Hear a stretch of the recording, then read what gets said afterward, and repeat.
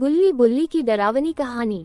एक छोटे से गांव में गुल्ली और बुल्ली नाम की दो जुड़वा बहनें रहती थीं। गांव के किनारे एक पुरानी जर्जर हवेली थी, जिसके बारे में गांव के लोग कहते थे कि वहां कुछ अजीब और डरावना रहता है।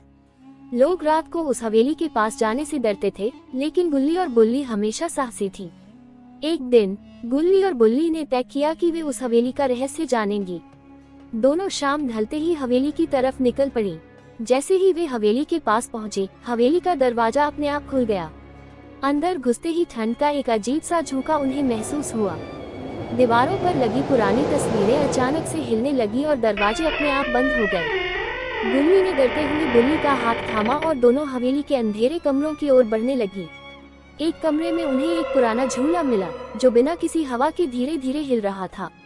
तभी एक तेज आवाज आई, तुम यहाँ क्यों आए हो? गुल्ली और बुल्ली ने देखा कि एक सफेद परछाई उनके सामने आ खड़ी हुई। वह परछाई एक पुरानी दासी की आत्मा थी, जो इस हवेली की देखभाल करती थी।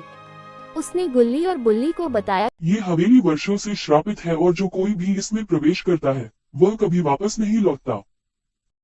डर से कांपती गुल्ली और बुल्ली ने हवेली से भागने की कोशिश की, लेकिन दरवाजे बंद थे। अचानक दासी की आत्मा ने कहा, यदि तुम इस श्राप से बचना चाहती हो तो तुम्हें इस हवेली का राज कभी किसी को नहीं बताना होगा। डरी सहमी गुल्ली और बुल्ली ने सिर हिलाया और दासी ने दरवाजा खोल दिया। दोनों भागते हुए घर पहुंची और कभी भी हवेली का जिक्र किसी से नहीं किया।